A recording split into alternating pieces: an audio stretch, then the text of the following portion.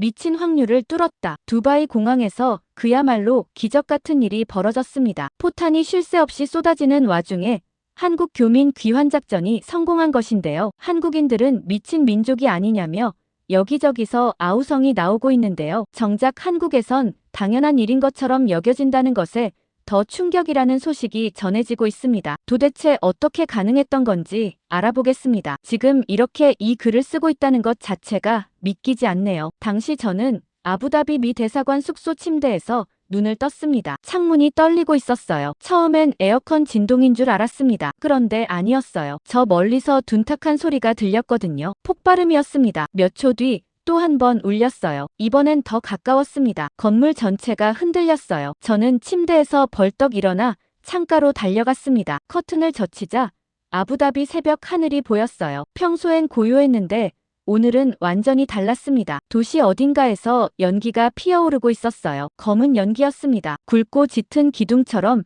하늘로 솟아오르고 있었어요. 한 곳이 아니었습니다. 세 군데에서 동시에 올라오고 있었어요. 저는 숨을 참았습니다. 심장이 빠르게 뛰기 시작했어요. 휴대폰을 집어들었습니다. 화면에 알림이 떠 있었어요. 긴급 속보였습니다. 드론 공격, 공항 인근 시설 피격, 사상자 발생 추정, 추가 공격 가능성. 손이 떨렸어요. 저는 화면을 다시 확인했습니다. 진짜였어요. 믿기 어려웠습니다. 뉴스 앱을 열었어요. 라이브 피드가 돌아가고 있었습니다. 공항 근처 유류 저장 시설이 불타고 있다는 내용이었어요. 드론이 정확하게 타격했다고 했습니다. 저는 창밖을 다시 봤어요. 연기가 더 짙어지고 있었습니다. 그 순간 사이렌이 울리기 시작했습니다. 도시 전체를 뒤덮는 소리였어요. 귀를 찢는 듯한 경보음이 창문 너머로 쏟아져 들어왔습니다. 저는 옷을 급하게 챙겨 입고 복도로 나갔어요. 대사관 직원 몇 명이 이미 나와 있었습니다. 다들 긴장한 표정이었어요. 한 직원이 급하게 말했습니다. 공항이 폐쇄됐대요. 저는 물었어요. 언제요? 방금요.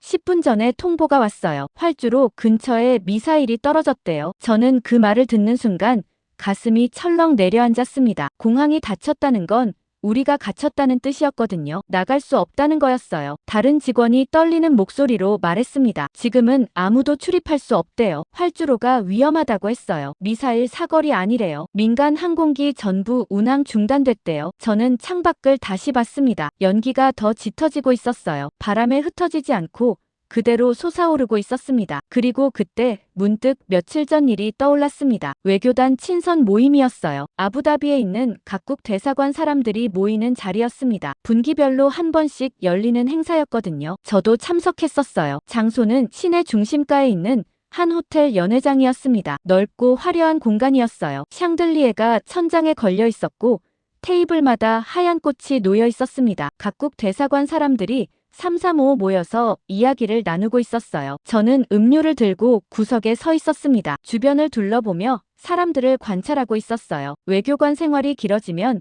자연스럽게 습관이 되는 일이었습니다. 누가 누구와 이야기하는지, 어떤 분위기인지 파악하는 거요. 그때 일본 대사가 다가왔어요. 50대 후반쯤 돼 보이는 남자였습니다. 양복이 말끔했어요. 네이비 색상이었고 넥타이는 은색이었습니다. 그는 웃으며 악수를 청했습니다. 저도 악수를 받았어요. 손이 따뜻했습니다. 일본 대사는 말을 시작했습니다. 요즘 중동 시장이 흥미롭지 않습니까? 저는 고개를 끄덕였어요. 그렇죠. 그가 말을 이었습니다. 우리 일본은 이미 40년 전부터 이 지역과 협력해왔어요. 석유 수입만 해도 엄청난 양이죠. 일본 전체 에너지의 80%가 중동에서 오니까요. 그는 자랑스럽게 말했습니다. 기술 협력도 활발하고요. 인프라 투자도 많이 했습니다. 도로, 항만, 발전소까지요. 우리가 지은 시설들이 아부다비 곳곳에 있어요. 저는 그의 말을 들으며 생각했어요. 역시 일본은 경제 강국이구나. 그들은 오래전부터 중동과 관계를 쌓아왔고 실적도 탄탄했습니다. 저도 인정할 수밖에 없었어요. 일본 대사는 계속 말했습니다. 최근에도 아랍에미리트와 신규 플랜트 계약을 체결했어요. 금액이 상당하죠. 수십억 달러 규모입니다. 일본 기업들이 얼마나 기술력이 뛰어난지 아시잖습니까? 저는 감탄했습니다. 그는 미소를 지으며 음료를 들었어요. 주변 사람들도 그의 말에 귀를 기울이고 있었습니다. 분위기가 그쪽으로 쏠려 있었어요. 영국 대사가 끼어들었습니다. 일본은 정말 중동에서 입지가 탄탄하죠. 프랑스 대사도 고개를 끄덕였어요. 우리도 배워야 할 점이 많습니다. 프랑스와 일본은 사이가 참 좋아 보였습니다. 일본 대사는 겸손한 척 웃었지만 만족스러운 표정이었어요. 그때 테이블 반대편에서 한국 대사가 보였습니다. 조용히 앉아 있었어요. 말을 거의 하지 않았습니다. 그냥 웃으며 다른 사람들 이야기를 듣고 있었어요. 가끔 고개를 끄덕이기도 했지만 적극적으로 끼어들지는 않았습니다. 누가 말을 걸어도 짧게 대답하고 다시 침묵했어요. 저는 그 모습을 보며 생각했습니다. 한국은 아직 약소국이구나. 일본처럼 자신있게 나서지도 못하고 조용히 구석에 앉아 있었으니까요. 별로 할 말이 없는 것 같았어요. 그러고 보니 한국 대사는 행사 내내 거의 말을 안 했습니다. 자리만 지키고 있었어요. 그런데 소란스러운 소리에 고개를 돌려보니 중국 대사가 테이블 음식 앞에서 접시를 가득 채우고 있었어요. 다른 사람들 눈치도 안 보고 계속 담았습니다. 새우, 스테이크, 샐러드까지 한꺼번에 쌓아 올렸어요. 심지어 두 번째 접시까지 들고 왔습니다. 저는 그 광경을 보며 불편했어요. 옆에 서 있던 독일 대사도 눈살을 찌푸렸습니다. 중국 대사는 접시를 들고 자기 테이블로 돌아가더니 혼자 먹기 시작했어요. 다른 사람들과 나누지도 않았습니다. 저는 그 모습이 썩 보기 좋지 않았습니다. 욕심이 과하다는 생각이 들었어요. 품위가 없어 보였습니다. 아무튼 그렇게 평화롭던 모임이 불과 며칠 전이었어요. 그런데 지금 우리는 전쟁 속에 갇혀 있었습니다. 믿기지가 않았어요. 그날 오후였습니다. 대사관 회의실에 긴급 소집 명령이 떨어졌어요. 저는 서류를 챙겨서 2층으로 올라갔습니다. 회의실 문을 열자 이미 사람들이 모여 있었어요. 우리 대사관 직원들뿐만 아니었습니다. 다른 나라 대사관 사람들도 와 있었어요. 영국, 프랑스, 독일, 일본, 주요국 대표들이 전부 모였습니다. 분위기가 무거웠어요. 다들 긴장한 표정으로 자리에 앉아 있었고 아무도 말을 먼저 꺼내지 않았습니다. 창밖으로는 여전히 연기가 피어오르고 있었어요. 아침보다 더 짙어진 것 같았습니다. 회의가 시작됐습니다. 우리 대사가 먼저 말했어요. 상황을 정리하겠습니다. 현재 공항은 완전히 폐쇄됐습니다. 활주로가 미사일 사거리 안에 있어요. 민간 항공기 운항이 전면 중단됐고 복구 시점은 미정입니다. 영국 대사가 팔짱을 끼고 물었어요. 복구에 얼마나 걸립니까? 우리 대사가 고개를 저었습니다. 최소 며칠은 걸릴 겁니다. 하지만 전쟁이 계속되면 더 길어질 수 있어요. 프랑스 대사가 테이블을 두드리며 말했어요. 며칠이 아니라 몇 주가 될 수도 있어요. 전쟁이 언제 끝날지 아무도 모르지 않습니까? 독일 대사가 앞으로 몸을 기울이며 물었습니다. 그럼 우리 국민들을 어떻게 대피시킵니까? 육로는 더 위험하고 공항은 닫혔는데요. 저는 그 말을 듣고 생각했어요. 맞아. 각국 교민들이 문제였습니다. 아부다비에는 수천 명의 외국인들이 있었어요. 미국인만 해도 1000명이 넘었습니다. 영국, 프랑스, 독일도 마찬가지였어요. 일본은 더 많았습니다. 2000명 가까이 됐어요. 건설 현장, 석유회사, 금융기관에 퍼져 있었습니다. 일본 대사가 안경을 고쳤으며 말했습니다. 대피작전이 필요합니다. 지금 당장이요. 우리 국민들이 패닉 상태예요. 우리 대사가 고개를 끄덕였어요. 알고 있습니다. 하지만 어떻게 하죠? 공항은 닫혔고 육로는 더 위험합니다. 국경까지 가려면 사막을 건너야 하는데 그것도 공격 위험이 있어요. 영국 대사가 단호하게 말했어요. 군용기를 투입해야 합니다. 그게 유일한 방법이에요. 프랑스 대사가 즉시 동의했습니다. 맞아요. 우리 공군기를 보내면 됩니다. 라팔 전투기 호위 아래 수송기를 투입할 수 있어요. 독일 대사도 찬성하며 말했어요. 저희도 A400M 수송기가 있습니다. 충분히 가능해요. 저는 그 대화를 들으며 생각했습니다. 군용기라 과연 가능할까? 우리 대사가 조심스럽게 말했어요. 문제는 활주로입니다. 미사일 위협이 여전히 있어요. 군용기라도 위험합니다. 격추될 수도 있고요. 일본 대사가 손을 내저으며 반박했습니다. 군용기는 민항기와 다릅니다. 방어 시스템이 있어요. 플레어도 있고 회피 기동도 가능하죠. 영국 대사가 말했어요. 그래도 리스크가 큽니다. 조종사들을 위험에 빠뜨릴 순 없어요. 본국에서 승인이 날지도 의문이고요. 회의실이 조용해졌습니다. 무거운 침묵이었어요. 다들 서로를 쳐다보고 있었지만 아무도 답을 내놓지 못했습니다. 저는 창밖을 봤습니다. 연기가 여전히 피어오르고 있었어요. 바람이 불어도 사라지지 않았습니다. 그때 프랑스 대사가 우리 쪽을 보며 말했습니다. 결국 미국이 나서야 합니다. 미군 수송기라면 가능하지 않겠습니까? 다들 우리 대사를 봤어요. 저도 긴장했습니다. 우리 대사가 신중하게 말했어요. 본부에 보고는 하겠습니다. 하지만 장담할 수 없어요. 승인 절차가 복잡합니다. 독일 대사가 조급하게 물었습니다. C-17 수송기는 충분하지 않습니까? 미 공군 기지가 가까운 곳에도 있잖아요. 우리 대사가 한숨을 쉬며 대답했어요. 기술적으론 가능합니다. 하지만 하지만 승인이 쉽지 않을 겁니다. 정치적 문제가 있어요. 일본 대사가 불만스러운 표정을 지었어요. 왜죠? 미국이라면 충분히 가능하지 않습니까? 동맹국 국민들을 구하는 건데요. 우리 대사가 테이블에 손을 올리며 차분하게 설명했습니다. 군용기 투입은 군사 개입으로 비칠 수 있어요. 지금 중동 상황이 민감하지 않습니까? 국방부가 반대할 겁니다. 저는 그 말을 듣고 고개를 끄덕였어요. 맞는 말이었습니다. 지금 중동 상황에서 미군기가 들어간다는 건 단순한 대피 작전이 아니었어요. 정치적 메시지가 될 수 있었습니다. 어느 편에 서느냐는 신호로 읽힐 수 있었어요. 영국 대사가 답답하다는 듯 물었습니다. 그럼 어떻게 합니까? 우리가 그냥 여기 갇혀 있으라는 겁니까? 우리 대사가 무겁게 대답했어요. 일단 워싱턴 본부 답을 기다려야 합니다. 저도 최선을 다하겠습니다. 회의가 끝났습니다. 사람들이 하나둘 자리를 떠났어요. 표정들이 어두웠습니다. 아무도 만족스러운 답을 얻지 못했거든요. 저는 회의실에 남아서 창밖을 봤습니다. 해가 지고 있었어요. 아부다비 석양이 붉게 물들고 있었습니다. 그런데 그 붉은 빛이 오늘따라 불길하게 느껴졌어요. 마치 불타는 것처럼 보였습니다. 며칠이 지났습니다. 워싱턴 본부에서 드디어 답이 왔어요. 저는 대사실에서 전화를 받았습니다. 본부 담당관이었어요. 목소리가 무거웠습니다. 검토 결과 나왔습니다. 저는 긴장하며 물었어요. 어떻습니까? 담당관이 짧게 말했습니다. 현재 상황에서 군용기 투입은 불가합니다. 저는 잠시 말을 잃었어요. 그리고 물었습니다. 이유가 뭡니까? 담당관이 설명했어요. 정치적 리스크가 너무 큽니다. 국방부가 강력히 반대했어요. 지금 중동에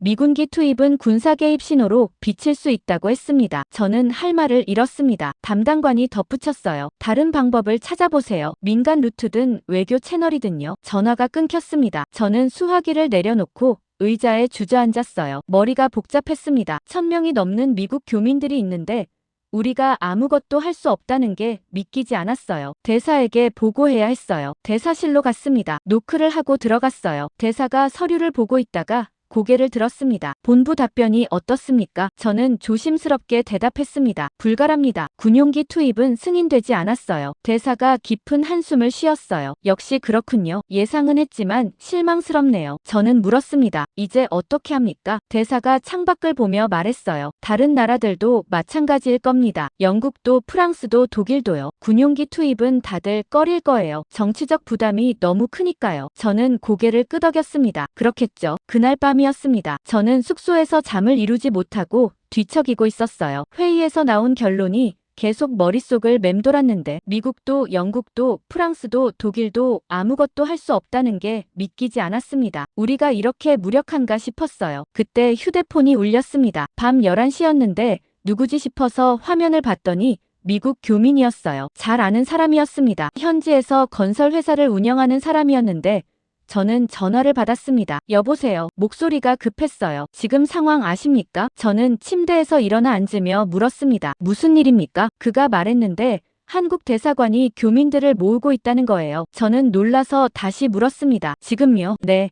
방금 연락 받았어요. 한국 교민들한테 비상 연락이 돌고 있대요. 공항으로 모이라고요. 저는 믿을 수 없었습니다. 확실합니까? 확실해요. 제 회사 직원 중에 한국 사람이 있는데 그 사람한테 직접 들었어요. 지금 한국 대사관이 명단 작성하고 있대요. 전화를 끊자마자 또 다른 전화가 왔습니다. 이번엔 다른 미국 교민이었어요. 석유 회사에서 일하는 사람이었는데 목소리가 떨리고 있었습니다. 한국이 비행기를 띄운다는 게 사실입니까? 저는 대답했어요. 확인 중입니다. 그가 급하게 말했습니다. 우리도 탈 수 있습니까? 제 아내가 임신 중이에요. 저는 모른다고 대답할 수밖에 없었습니다. 전화가 또 왔어요. 이번엔 여자였는데 울먹이는 목소리였습니다. 제 아이가 5살이에요. 한국 비행기에 태워줄 수 있을까요? 저는 확인해보겠다고 했습니다. 전화가 계속 왔어요. 10분 사이에 5통이 넘게 왔는데 다들 같은 질문이었습니다. 한국 비행기 소식 들었냐? 우리도 탈 수 있냐?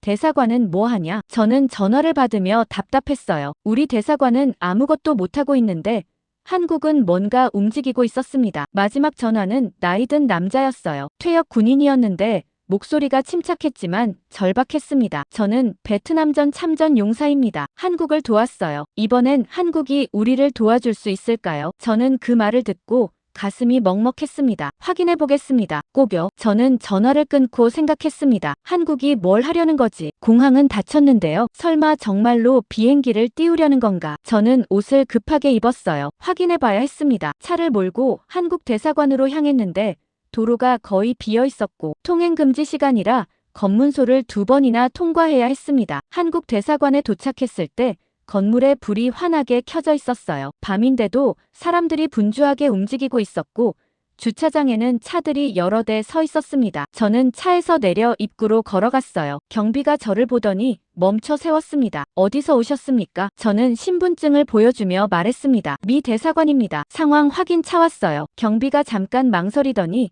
안으로 들어가서 누군가에게 물었고 곧 돌아와서 안내했습니다. 복도로 들어가자 더 분주했어요. 직원들이 서류를 들고 뛰어다니고 있었고 전화벨이 계속 울리고 있었으며 회의실에서는 사람들이 모여서 뭔가를 논의하고 있었습니다. 저는 그 광경을 보며 놀랐어요. 완전히 비상체제였습니다. 경비가 저를 회의실 하나로 안내했는데 잠시만 기다리시면 담당자가 온다고 했어요. 저는 회의실에 들어가서 앉았습니다. 창밖을 보니 대사관 앞마당에 사람들이 모여들기 시작하고 있었어요. 한국 교민들이었는데 짐을 들고 오고 있었고 아이를 아는 가족도 보였으며 노인들도 있었습니다. 저는 그 모습을 보며 생각했어요. 정말로 뭔가 하려는구나. 몇 분 뒤 문이 열렸습니다. 중년 남자가 들어왔는데 단정한 양복을 입고 있었고 표정이 차분했습니다. 그가 악수를 청했어요. 저는 악수를 받았습니다. 강도현입니다. 영사예요. 저는 자기소개를 했습니다. 미 대사관에서 왔습니다. 강도현이 자리에 앉으며 무엇을 도와드릴까요? 라고 물었어요. 저는 직접적으로 물었습니다. 지금 교민들을 모으고 계신다고 들었는데 계획이 있으십니까? 강도현이 고개를 끄덕이며 말했습니다. 있습니다. 저는 놀라서 다시 물었어요. 구체적으로 어떤 계획이죠? 강도현이 차분하게 대답했습니다. 전세기를 투입할 겁니다. 저는 웃음이 나왔어요. 전세기요? 공항이 폐쇄됐다고 하지 않았습니까? 강도현이 여전히 차분한 목소리로 말했습니다. 폐쇄됐지만 불가능한 건 아닙니다. 저는 고개를 저으며 반박했습니다. 이론적으로 불가능합니다. 활주로가 미사일 사거리 안에 있어요. 우리 군용기도 못 띄우는 상황인데 민항기를 띄운다고요. 강도현이 잠깐 침묵하더니 조용히 말했어요. 미국 군용기는 어렵겠죠. 정치적 문제도 있고요. 그가 잠시 멈췄다가 말을 이었습니다. 하지만 한국 전세기는 가능합니다. 저는 그 말을 듣고 어이가 없었습니다. 무슨 차이가 있습니까? 똑같이 위험한데요. 강도현이 설명했는데 군용기는 군사 개입으로 비칠 수 있지만 민간 전세기는 인도주의적 대피로 볼 수 있다고 했어요. 정치적 부담이 덜하다는 겁니다. 저는 여전히 이해할 수 없었습니다. 하지만 위험은 똑같지 않습니까? 미사일이 날아올 수 있어요. 강도현이 고개를 끄덕였습니다. 위험합니다. 하지만 해야 합니다. 저는 물었어요. 조종사들이 동의했습니까? 강도현이 대답했습니다. 네, 자원했어요. 그들도 우리 국민이니까요. 저는 할 말을 잃었습니다. 그리고 다시 물었어요. 언제 출발합니까? 강도현이 시계를 보며 말했습니다. 내일 새벽 4시에 이륙 예정입니다. 저는 믿을 수 없다는 표정으로 물었습니다. 내일요? 벌써요? 네, 시간이 없습니다. 전쟁이 격화되기 전에 빼내야 해요. 저는 자리에서 일어나며 말했습니다. 무모합니다. 강도현이 저를 보며 말했는데 표정이 단호했고 목소리도 흔들림이 없었습니다. 무모하다는 건 압니다. 하지만 우리 국민을 여기 두고 갈 순 없어요. 그가 잠시 멈췄다가 말을 이었습니다. 우리는 한강의 기적을 만든 나라입니다. 불가능해 보이는 일도 해냈어요. 전쟁의 폐허에서 일어섰고 경제대국이 됐습니다. 이번에도 해낼 겁니다. 저는 그 말을 듣고 멈췄어요. 한강의 기적 들어본 적 있었습니다. 한국이 전쟁 후 수십 년 만에 세계 경제 강국이 된 이야기였어요. 하지만 그건 경제 얘기였습니다. 지금은 전쟁이에요. 미사일이 날아다니는 곳에 비행기를 띄운다는 건 완전히 다른 문제였습니다. 강도현이 계속 말했습니다. 우리는 불가능을 가능으로 만드는데 익숙합니다. 다른 나라들이 못한다고 할 때 우리는 해냈어요. 이번에도 마찬가지일 겁니다. 저는 더 할 말이 없어서 회의실을 나왔습니다. 복도를 지나 밖으로 나왔는데 앞마당에는 더 많은 사람들이 모여 있었고 다들 조용히 대기하고 있었습니다. 저는 차에 타서 대사관으로 돌아가는 동안 계속 생각했어요. 한국이 정말로 전세기를 띄운다고요. 미쳤어요. 절대 성공할 수 없을 거예요. 하지만 이상하게도 가슴 한구석이 두근거렸습니다. 혹시 정말로 해낼까 하는 기대감이었는데 저는 그 감정을 부정하고 싶었습니다. 강도현의 말이 계속 머릿속을 맴돌았어요. 불가능을 가능으로 만드는 나라, 한강의 기적. 저는 고개를 저었습니다. 그건 과거 이야기예요. 지금은 다르다고요. 하지만 마음 한구석에서는 계속 생각했습니다. 정말로 해낼 수 있을까? 다음 날 아침이었습니다. 저는 새벽부터 잠을 설쳤는데 강도연의 말이 계속 머릿속을 떠나지 않았고 정말로 비행기가 올까 하는 생각에 뒤척이다가 결국 일어났어요. 시계를 보니 새벽 4시였는데 바로 그 시간이었습니다. 한국 전세기가 이륙한다던 시간이요. 저는 옷을 급하게 입고 공항으로 향했습니다. 도로는 여전히 텅 비어 있었고 어둠 속에서 가로등만 희미하게 빛나고 있었어요. 공항 근처에 도착했을 때 하늘이 조금씩 밝아오고 있었는데 저는 차에서 내려 터미널 쪽으로 걸어갔습니다. 그리고 믿을 수 없는 광경을 봤어요. 대한항공 전세기 한 대가 정말로 활주로에 서 있었습니다. 하얀 동체에 태극 마크가 선명하게 보였고 아침 햇살을 받아 빛나고 있었어요. 저는 그 자리에 멈춰 섰습니다. 정말로 왔어요. 한국이 전세기를 띄운 겁니다. 폐쇄된 공항에요. 미사일 위협이 있는 곳에요. 그런데 정말로 왔습니다. 터미널 쪽으로 가까이 다가가자 더 놀라운 광경이 펼쳐졌어요. 한국 대사관 직원들이 이미 현장에 나와 있었는데 놀라울 정도로 빠르고 체계적으로 움직이고 있었습니다. 명단을 확인하는 사람, 짐을 정리하는 사람, 교민들을 인솔하는 사람 모두가 자기 역할을 정확히 알고 있었어요. 마치 수백 번 연습한 것처럼 매끄럽게 진행되고 있었습니다. 한국 교민들이 줄을 서서 탑승 수속을 밟고 있었어요. 아이를 안고 있는 엄마도 있었고 노인들도 있었으며 젊은 직장인들도 보였습니다. 다들 조용히 차례를 기다리고 있었는데 누구 하나 새치기 하거나 소란을 피우는 사람이 없었어요. 저는 그 모습을 보며 감탄했습니다. 질서정연했어요. 완전히 침착했습니다. 저는 한국 직원 한 명에게 다가가서 물었어요. 언제 도착했습니까? 직원이 시계를 보며 대답했습니다. 1시간 전이요. 새벽 4시에 착륙했어요. 저는 고개를 끄덕였습니다. 정말 해냈구나 싶었어요. 그런데 그때였습니다. 문제가 생기기 시작했어요. 이 소식이 다른 나라 사람들에게 퍼진 겁니다. 각국 교민들이 공항으로 몰려오기 시작했는데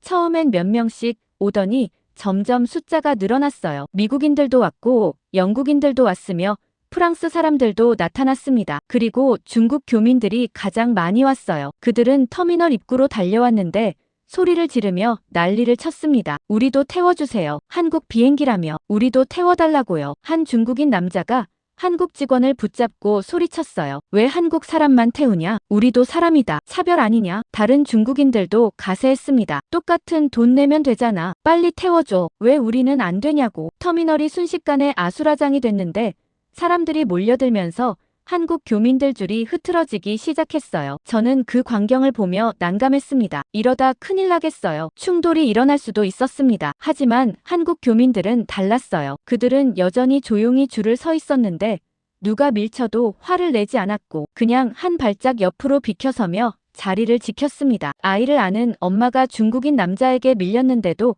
아무 말하지 않고 아이를 꼭 안으며 다시 줄을 섰어요. 노인 한 분은 지팡이를 짚고 서 있었는데 누군가 스쳐 지나가면서 부딪혔지만 그냥 균형을 잡고 다시 기다렸습니다. 저는 그 모습을 보며 생각했어요. 저 사람들 대단하네요. 위기 상황인데도 침착함을 잃지 않았습니다. 반면 중국 교민들은 계속 소리를 질렀어요. 한 무리가 한국 직원에게 달려들었는데 왜 우리는 안 되냐고 따져 물었고 돈을 내겠다고 했으며 심지어 위협하는 사람도 있었습니다. 너희 비행기 못 가게 할 수도 있어. 우리 정부에 항의할 거야. 저는 그 장면을 보며 불편했어요. 품위가 없어 보였습니다. 미국 교민들도 왔습니다. 10여 명쯤 됐는데 저를 보더니 다가왔어요. 어젯밤 전화했던 사람들도 보였습니다. 한 사람이 물었습니다. 우리도 탈 수 있습니까? 저는 솔직하게 대답했어요. 모르겠습니다. 한국 측에 물어봐야 해요. 다른 사람이 말했습니다. 대사관에서 아무 조치도 안 하잖아요. 우리 비행기는 언제 옵니까? 임신한 아내를 데리고 온 남자가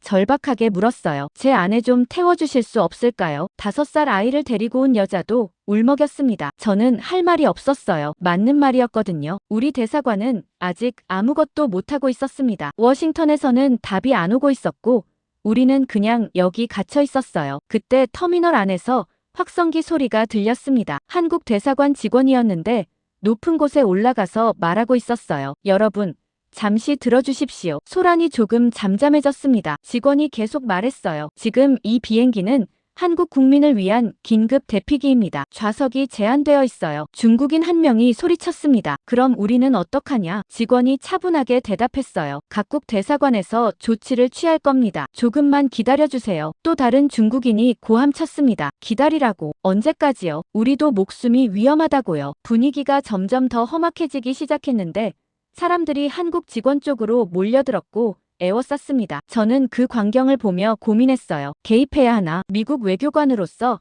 자존심이 있었습니다. 우리가 한국에 도움을 청한다는 게 부끄러웠어요. 세계 최강국이라는 미국이 작은 나라 한국에 손을 벌린다는 게 믿기지 않았습니다. 하지만 선택지가 없었어요. 우리 교민들도 여기 갇혀 있었고 워싱턴에서는 아무 답도 안 주고 있었으며 시간은 계속 흐르고 있었습니다. 저는 미국 교민들을 보며 생각했어요. 저 사람들을 여기 둘 순 없어요. 임신한 여자, 어린아이, 노인들, 다들 위험했습니다. 자존심이 중요한 게 아니었어요. 사람 목숨이 걸린 문제였습니다. 저는 한참을 그 자리에 서서 고민했습니다. 미국 교민들이 제 쪽을 계속 쳐다보고 있었는데 표정들이 절박했고 특히 임신한 여자와 아이를 아는 엄마의 눈빛이 저를 압박했어요. 저는 깊게 한숨을 쉬었습니다. 선택의 여지가 없었어요. 자존심을 버려야 했습니다. 세계 최강국 미국의 외교관이 한국에 손을 벌려야 하는 상황이었는데 몇 년 전만 해도 상상도 못할 일이었습니다. 하지만 지금은 달랐어요. 며칠 뒤였습니다. 아니,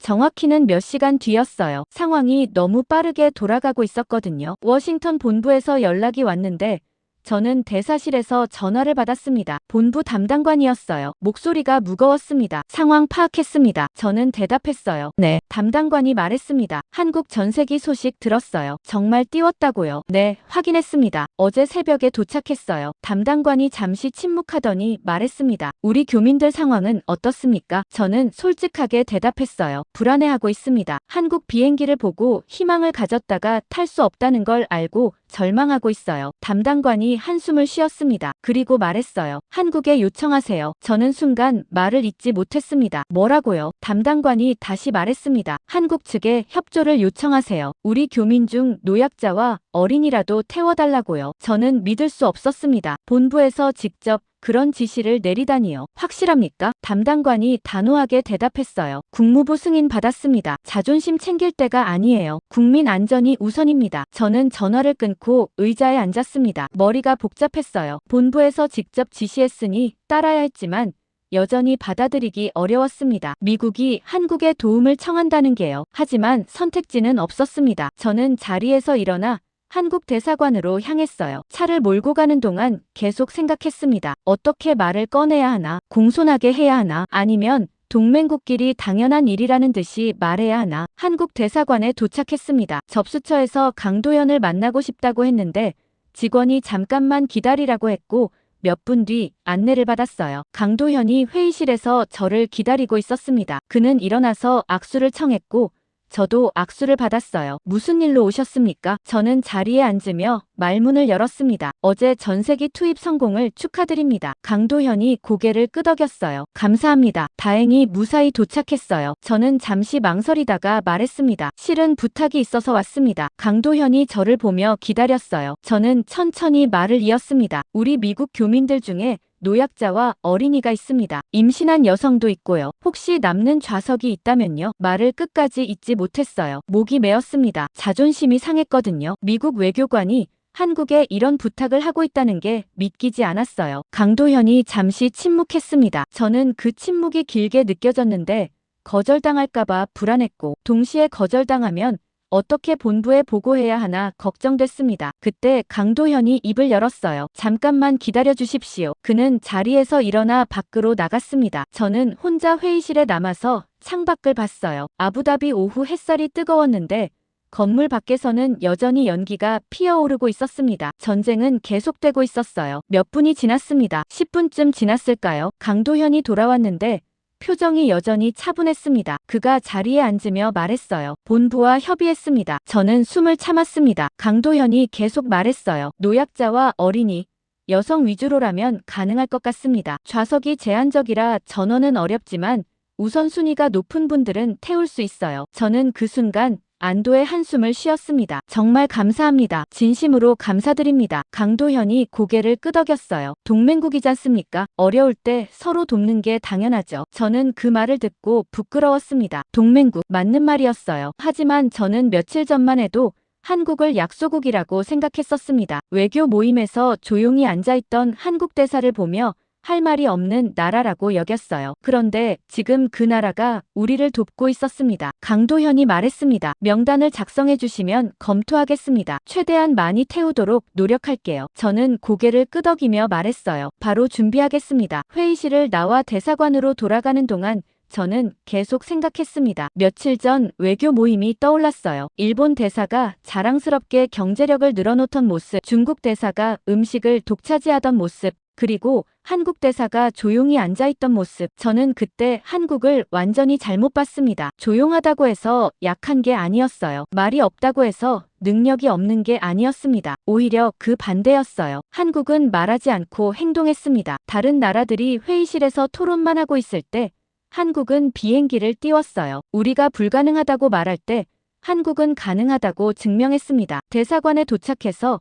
즉시 미국 교민 명단을 작성하기 시작했습니다. 노약자 먼저, 그 다음 임신부와 어린 자녀를 둔 가족들, 병력이 있는 사람들, 우선순위를 정했어요. 명단이 완성됐을 때 총 25명이었습니다. 저는 그 명단을 들고 다시 한국 대사관으로 갔어요. 강도현에게 전달했습니다. 강도현이 명단을 검토하더니 고개를 끄덕였어요. 이 정도면 가능할 것 같습니다. 내일 아침 출발 예정인데 오늘 저녁까지 공항으로 모여달라고 전하세요. 저는 감사하다고 또 말했습니다. 정말 고맙습니다. 강도현이 미소를 지으며 말했어요. 천만에요. 우리도 과거에 도움을 많이 받았으니까요. 이제 우리가 도울 차례죠. 저는 그 말을 듣고 뭔가 깨달았습니다. 한국은 은혜를 잊지 않는 나라였어요. 과거에 받은 도움을 기억하고 갚으려는 나라였습니다. 그리고 위기 상황에서도 다른 나라 사람들을 외면하지 않는 나라였어요. 저는 대사관으로 돌아와 미국 교민들에게 연락했습니다. 한국 전세기에 탑승 가능하다고 전했어요. 사람들이 울먹이며 감사하다고 했습니다. 임신한 여자는 정말 고맙다고 몇 번이나 말했고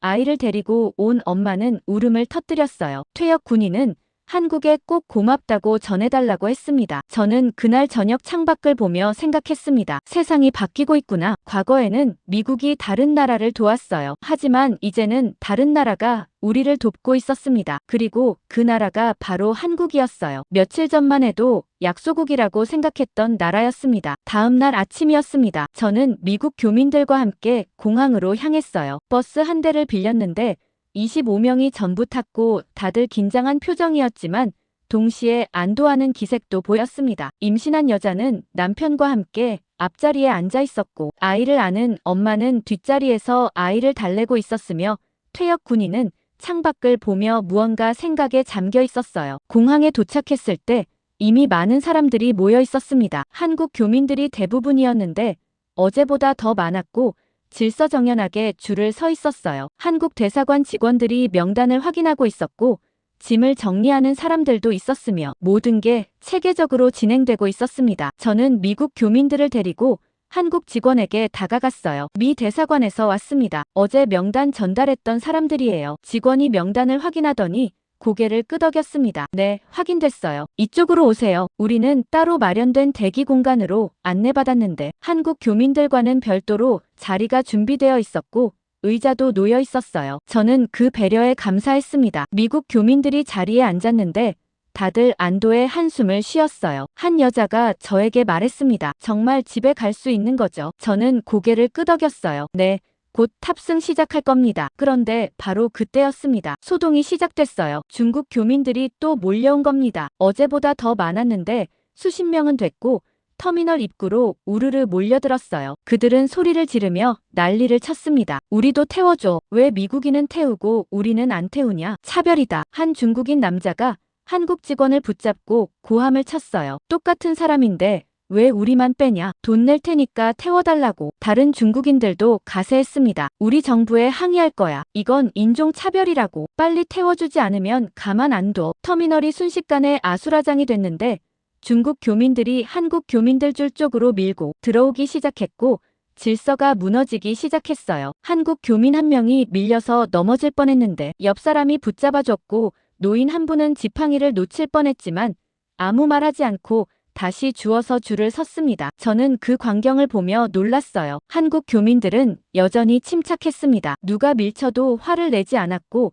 소리를 지르지도 않았으며 그냥 조용히 자리를 지키고 있었어요. 한 엄마가 아이를 안고 있었는데 중국인 한 명이 거칠게 스쳐 지나가면서 부딪혔지만 그녀는 아이를 더 꼭 안으며 한 발짝 옆으로 비켜섰을 뿐이었습니다. 젊은 남자는 캐리어가 넘어졌는데도 말없이 다시 세웠고 다시 줄에 섰어요. 저는 그 모습을 보며 생각했습니다. 저 사람들 정말 대단해요. 저였으면 화를 냈을 텐데요. 반면 중국 교민들은 점점 더 거칠어졌습니다. 한 무리가 한국 직원 여러 명을 애워쌌는데 왜 우리는 안 되냐고 따져 물었고 돈을 보여주며 얼마든지 내겠다고 했으며 심지어 협박하는 사람도 있었어요. 우리가 소란 피우면 비행기 못 띄운다. 알아서 해. 빨리 결정 안 하면 큰일 난다. 한 중국인 남자는 한국 직원의 옷깃을 잡았는데 다른 직원이 급하게 말렸고 상황이 점점 심각해졌습니다. 저는 개입해야 하나 고민했어요. 미국 외교관으로서 질서를 유지해야 할 책임도 있었지만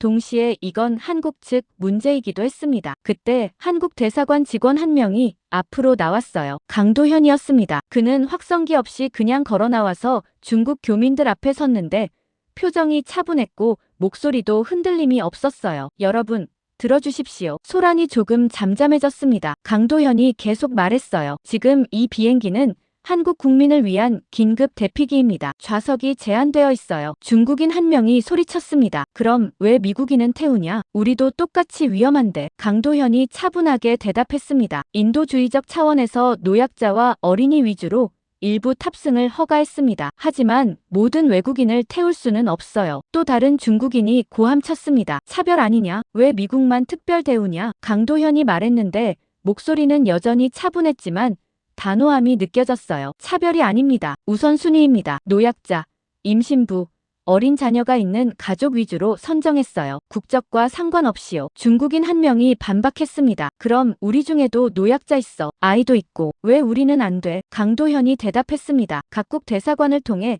공식 요청이 들어온 경우에만 검토했습니다. 중국 대사관에서 요청이 있으셨습니까? 중국 교민들이 순간 말을 잃었어요. 대사관에서 연락이 없었던 겁니다. 강도현이 계속 말했습니다. 중국 대사관에 연락하셔서 공식 요청을 하시면 검토하겠습니다. 하지만 지금 이 자리에서 개인적으로 요구하시는 건 받아들일 수 없어요. 한 중국인이 화를 내며 소리쳤습니다. 그럼 우리는 어떻게 하라고? 여기서 죽으라는 거냐? 강도현이 침착하게 대답했어요. 중국 정부에서 대피 조치를 취할 겁니다. 조금만 기다려주세요. 중국인들이 웅성거렸는데 불만스러워했지만 더 이상 강하게 항의하지는 못했어요. 강도현의 논리가 명확했거든요. 공식 채널을 통하지 않은 개인 요구는 받을 수 없다는 겁니다. 그때 중국인 한 명이 다른 방향으로 공격했습니다. 한국은 왜 이렇게 잘난 척하냐? 작은 나라 주제에. 강도현이 그 말을 듣고도 표정 하나 변하지 않았어요. 그냥 차분하게 말했습니다. 우리는 우리 국민을 지키는 겁니다. 잘난 척이 아니에요. 의무입니다. 다른 중국인이 비웃으며 말했습니다. 너희가 뭘 할 수 있어? 미국도 못하는 걸. 강도현이 그를 보며 조용히 말했어요. 우리는 이미 했습니다. 그 한마디에 중국인들이 말을 잃었습니다. 사실이었거든요. 한국은 이미 비행기를 띄웠고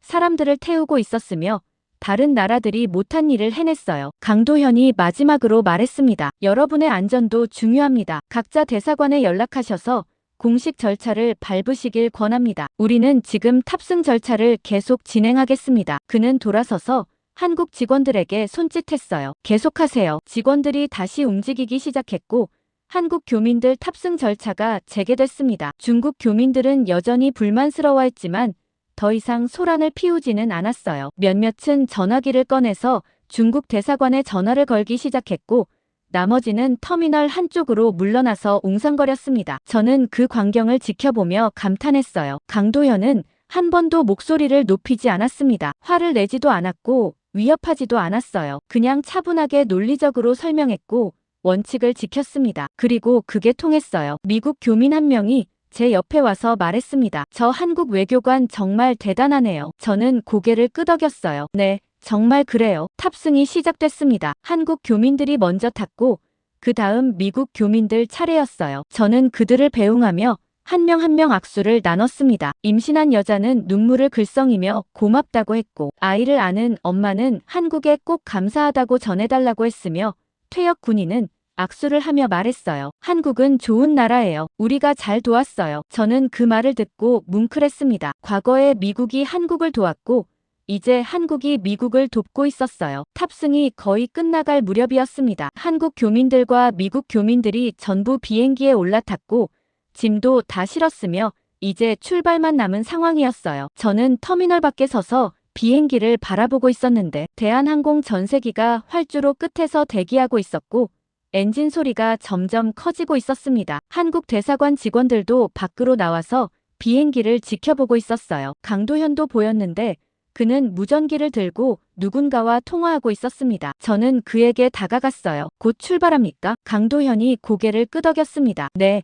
관제탑에서 허가 대기 중이에요. 저는 하늘을 봤습니다. 맑았어요. 구름 한 점 없었는데 오히려 그게 불안했습니다. 숨을 곳이 없다는 뜻이었거든요. 미사일이 날아오면 그대로 노출되는 거였어요. 강도현의 무전기에서 소리가 났습니다. 출발 허가 났습니다. 강도현이 무전기에 대고 말했어요. 알겠습니다. 안전 비행 바랍니다. 비행기가 움직이기 시작했습니다. 천천히 활주로로 진입했고 위치를 잡았어요. 저는 가슴이 두근거렸습니다. 정말 괜찮을까? 미사일은 안 날아올까? 그때였습니다. 멀리서 폭발음이 들렸어요. 둔탁하고 무거운 소리였는데 땅이 흔들렸습니다. 저는 소리 나는 쪽을 봤어요. 시내 쪽이었는데 연기가 피어오르고 있었습니다. 또 공격이 일어난 겁니다. 한국 직원 한 명이 급하게 말했습니다. 지금 출발하면 위험합니다. 강도현이 무전기를 들었어요. 기장에게 연결해주세요. 잠시 뒤 기장 목소리가 들렸습니다. 네, 말씀하세요. 강도현이 물었습니다. 지금 폭발 확인하셨습니까? 네, 확인했습니다. 시내 쪽이네요. 출발 가능하십니까? 기장이 잠시 침묵했습니다. 그리고 대답했어요. 위험합니다. 하지만 가능은 합니다. 강도현이 다시 물었습니다. 승객들 안전은 보장할 수 있습니까? 기장이 말했습니다. 최선을 다하겠습니다. 하지만 장담은 못합니다. 강도현이 깊게 한숨을 쉬었어요. 저는 그가 고민하는 게 보였습니다. 출발을 강행할 것인가? 아니면 취소할 것인가? 다른 직원이 말했습니다. 영사님, 너무 위험합니다. 연기하는 게 어떻습니까? 강도현이 고개를 저었어요. 연기하면 언제 또 기회가 올지 모릅니다. 전쟁이 격화되면 더 위험해져요. 직원이 반박했습니다. 하지만 지금 출발하면 미사일 맞을 수도 있어요. 강도현이 무전기를 들고 기장에게 말했습니다. 최종 결정은 기장님께 맡기겠습니다. 출발하시겠습니까? 대기하시겠습니까? 무전기 너머로 침묵이 흘렀어요. 길게 느껴지는 침묵이었는데 저는 숨을 참고 기다렸습니다. 그때 기장 목소리가 들렸습니다. 출발하겠습니다. 강도현이 물었어요. 확실하십니까? 기장이 대답했습니다. 네. 우리 국민들이 타고 있습니다. 데려가야죠. 강도현이 잠시 눈을 감았다가 떴어요. 그리고 말했습니다. 알겠습니다. 부디 안전하게요. 무전이 끊겼습니다. 비행기 엔진 소리가 더 커졌어요. 출발 준비를 하고 있었습니다. 저는 긴장해서 비행기를 바라봤어요. 한국 직원들도 모두 숨을 죽이고 지켜보고 있었습니다. 비행기가 활주를 시작했습니다. 천천히 움직이다가 점점 속도를 높였어요. 활주로를 따라 달리기 시작했는데 속도가 빨라졌고 엔진 소리가 귀를 찢을 듯 했습니다. 저는 주먹을 쥐었어요. 제발 무사하길. 그런데 바로 그때였습니다. 다시 폭발음이 울렸어요. 이번엔 더 가까웠습니다. 공항 근처였어요. 땅이 심하게 흔들렸고 건물 유리창이 떨렸습니다. 한국 직원 한 명이 소리쳤어요. 활주로 근처입니다. 저는 그쪽을 봤습니다. 활주로에서 300m쯤 떨어진 곳에서 연기가 솟아오르고 있었어요. 미사일이 떨어진 겁니다. 활주로 바로 옆이었어요. 강도현이 무전기를 들었습니다. 기장님, 중단하십시오. 너무 위험해요. 하지만 기장은 대답하지 않았습니다. 비행기는 계속 달리고 있었어요. 속도를 줄이지 않았습니다. 오히려 더 빨라졌어요. 강도현이 다시 외쳤습니다. 기장님, 응답하세요. 중단하십시오. 여전히 응답이 없었습니다. 비행기는 활주로 끝에 가까워지고 있었고 이륙 속도에 거의 도달한 것 같았어요. 저는 숨을 멈췄습니다. 그리고 그 순간 비행기 앞바퀴가 땅에서 떨어졌습니다. 이륙하기 시작한 거예요. 뒷바퀴도 따라서 떴고 비행기가 하늘로 올라가기 시작했습니다. 천천히 하지만 확실하게요. 저는 그 광경을 넋을 잃고 바라봤어요. 정말로 이륙했습니다. 폭발이 일어나는 와중에도 비행기는 계속 상승했어요. 한국 직원들이 환호했습니다. 했다. 이륙했어요. 강도현도 안도의 한숨을 쉬었는데 그의 손이 떨리고 있었습니다. 저는 그때 알았어요. 그도 무서웠던 겁니다. 하지만 결정을 내렸고 책임을 졌어요. 비행기는 계속 올라갔습니다. 고도를 높이고 있었는데 아직 안전한 건 아니었어요. 미사일 사거리를 벗어나야 했습니다. 저는 하늘을 올려다보며 기도했어요. 제발 무사하길, 제발요. 몇 분이 지났습니다. 길게 느껴지는 몇 분이었는데 비행기는 계속 상승했고 점점 작아지고 있었어요. 강도현의 무전기에서 소리가 났습니다. 기장 목소리였어요. 안전고도 도달했습니다. 미사일 사거리 벗어났어요. 강도현이 무전기를 꽉 쥐며 말했습니다. 고생하셨습니다. 정말 수고 많으셨어요. 기장이 대답했습니다. 승객들 모두 무사합니다. 한국으로 향하겠습니다. 무전이 끊겼어요. 한국 직원들이 박수를 쳤습니다. 다들 얼싸안고 기뻐했는데 몇몇은 울고 있었어요. 저도 모르게 눈시울이 뜨거워졌습니다. 강도현이 하늘을 보며 서 있었어요. 표정이 안도와 자부심으로 가득했는데 저는 그에게 다가가서 말했습니다. 정말 대단합니다. 강도현이 저를 보며 미소 지었어요. 우리 기장님들이 대단하죠. 그들이 영웅이에요. 저는 고개를 끄덕였습니다. 맞아요. 그들이 영웅이에요. 하지만 속으로 생각했습니다. 강도현도 영웅이었어요. 결정을 내린 사람. 책임을 진 사람, 끝까지 포기하지 않은 사람. 저는 하늘을 봤습니다. 비행기가 이제 점으로밖에 안 보였어요. 하지만 그 작은 점 안에 수백 명의 사람들이 타고 있었고 그들은 모두 살았습니다. 한국이 살린 겁니다. 미국도, 영국도, 프랑스도, 독일도 못한 일을 한국이 해냈어요. 저는 며칠 전 외교 모임이 또 떠올랐습니다. 일본 대사가 자랑하던 모습, 중국 대사가 욕심 부리던 모습, 그리고 조용히 앉아있던 한국 대사. 저는 이제 알았어요. 조용한 게 약한 게 아니었습니다. 말없이 준비하고 있었던 거예요. 그리고 필요한 순간에 행동했습니다. 다른 나라들이 말만 할 때 한국은 실행했어요. 공항을 나서며 저는 생각했습니다. 세상이 정말 바뀌었구나. 그리고 한국을 다시 봐야겠다고요. 비행기가 떠나고 며칠이 지났습니다. 저는 다시 일상으로 돌아갔는데 대사관 업무를 보고 보고서를 작성하고 본부와 통화를 하는 평범한 나날이었어요. 하지만 머릿속에서는 계속 그 장면이 떠올랐습니다. 폭발 속에서 이륙하던 비행기,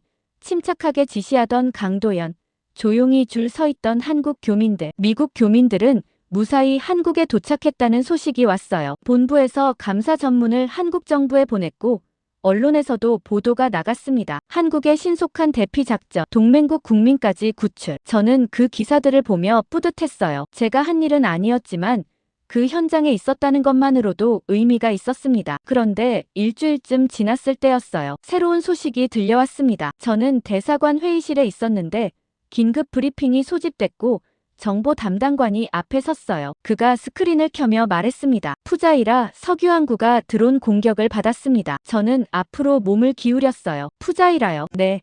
어제 새벽에 일어났습니다. 스크린에 사진이 떴어요. 항구 시설이 불타고 있었는데 검은 연기가 하늘 높이 솟아오르고 있었고 소방차들이 보였지만 불길을 잡지 못하고 있었습니다. 담당관이 설명했어요. 드론 여러 대가 동시에 공격했습니다. 저장 탱크 3개가 피격됐고 현재도 화재가 진행 중이에요. 다른 직원이 물었습니다. 사상자는요? 아직 확인 중입니다. 하지만 상당할 것으로 예상돼요. 저는 지도를 봤습니다. 푸자이라는 아랍에미리트 동부 해안에 있는 항구였는데 페르시아만이 아니라 오만만의 면에 있었어요. 전략적으로 중요한 곳이었습니다. 담당관이 계속 말했습니다. 문제는 이게 아닙니다. 만약 이 항구가 완전히 무너지면 어떻게 되는지 아십니까? 회의실이 조용해졌어요. 담당관이 대답했습니다. 아랍에미리트 석유 수출의 상당 부분이 이 항구를 통해 나갑니다. 여기가 막히면 중동 전체 석유 공급에 차질이 생겨요. 한 직원이 물었습니다. 얼마나 심각합니까? 담당관이 스크린을 전환했어요. 그래프가 나타났는데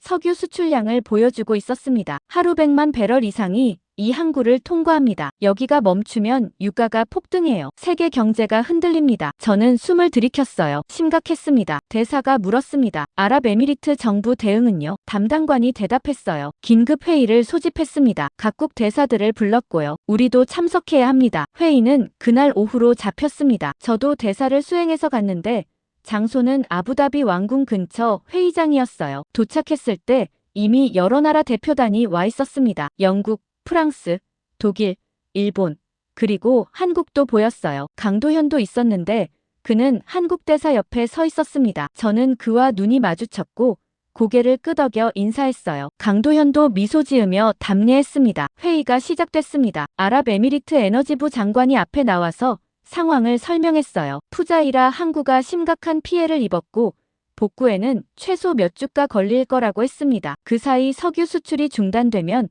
아랍에미리트 경제뿐 아니라 세계 경제에도 타격이 크다고 했어요. 장관이 말을 이었습니다. 우리는 항구를 지켜야 합니다. 추가 공격을 막아야 해요. 영국 대사가 물었습니다. 어떻게 지킵니까? 드론이 계속 날아오는데요. 장관이 대답했어요. 방공 시스템이 필요합니다. 미사일 방어도 필요하고요. 프랑스 대사가 말했습니다. 우리가 무기를 제공할 수 있습니다. 독일 대사도 거들었어요. 기술 지원도 가능합니다. 하지만 장관이 고개를 저었습니다. 무기만으로는 부족해요. 운용할 인력이 필요합니다. 훈련된 병력이요. 회의실이 조용해졌어요. 다들 서로를 쳐다봤지만 아무도 선뜻 나서지 않았습니다. 병력을 보낸다는 건 군사 개입을 의미했고 그건 정치적으로 민감한 문제였어요. 우리 대사도 침묵했습니다. 워싱턴에서 승인 없이는 함부로 약속할 수 없었거든요. 일본 대사가 조심스럽게 말했습니다. 자위대 파견은 헌법상 제약이 있습니다. 영국 대사도 말했어요. 본국 승인이 필요합니다. 시간이 걸릴 겁니다. 침묵이 흘렀습니다. 장관이 답답하다는 표정을 지었어요. 그때 한국 대사가 손을 들었습니다. 회의실 시선이 그쪽으로 쏠렸어요. 한국 대사가 말했습니다. 우리가 도울 수 있습니다. 장관이 물었어요. 어떻게요? 한국 대사가 대답했습니다. 청해부대를 파견하겠습니다. 우리 해군 부대예요. 회의실이 웅성거렸습니다. 영국 대사가 물었어요. 청해부대요. 그게 뭡니까? 강도현이 설명했습니다. 소말리아 해역에서 해적 퇴치 작전을 하던 부대입니다. 구축함과 특수부대로 구성되어 있어요. 프랑스 대사가 의심스럽다는 표정으로 물었습니다. 그 부대가 항구를 지킬 수 있습니까? 강도현이 차분하게 대답했어요. 가능합니다. 드론 요격 능력이 있고 대공포도 갖추고 있습니다. 독일 대사가 물었습니다. 언제 도착할 수 있습니까? 한국 대사가 대답했어요. 일주일 이내입니다. 장관이 놀라며 물었습니다. 일주일이요? 그렇게 빨리요? 네.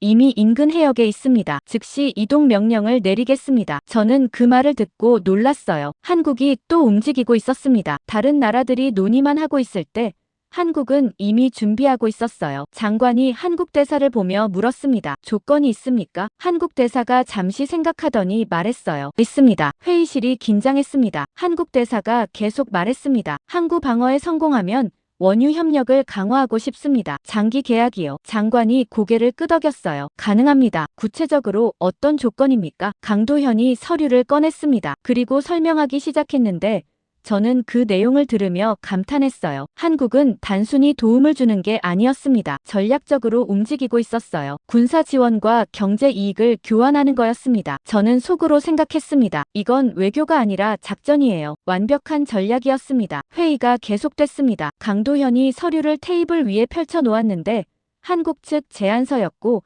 생각보다 구체적이었어요. 저는 옆에서 그 내용을 흘끗 봤는데 항구 방어 계획부터 원유 공급 계약까지 세세하게 적혀 있었습니다. 강도현이 설명을 시작했어요. 청해부대는 구축함 한 척과 특수전 요원 약 30명으로 구성되어 있습니다. 대공 레이더와 요격 미사일을 갖추고 있고 근접 방어 무기 체계도 있어요. 영국 대사가 끼어들었습니다. 드론 요격이 가능하다는 겁니까? 강도현이 고개를 끄덕였어요. 네, 가능합니다. 소말리아에서 해적 드론 요격 경험이 있습니다. 프랑스 대사가 의심스럽다는 표정으로 물었어요. 해적 드론과 군용 드론은 다르지 않습니까? 강도현이 차분하게 대답했습니다. 원리는 같습니다. 오히려 군용 드론이 더 예측 가능해요. 비행 패턴이 일정하니까요. 독일 대사가 물었습니다. 하지만 다수의 드론이 동시에 공격하면요. 강도현이 설명했어요. 다층 방어 체계를 구축하겠습니다. 장거리는 미사일로, 중거리는 대공포로, 근거리는 개인 화기로 대응합니다. 저는 그 설명을 듣고 놀랐어요. 완전히 준비되어 있었습니다. 즉흥이 아니었어요. 이미 계획이 다 서 있었던 겁니다. 일본 대사가 물었습니다. 비용은 누가 부담합니까? 한국 대사가 대답했어요. 운영 비용은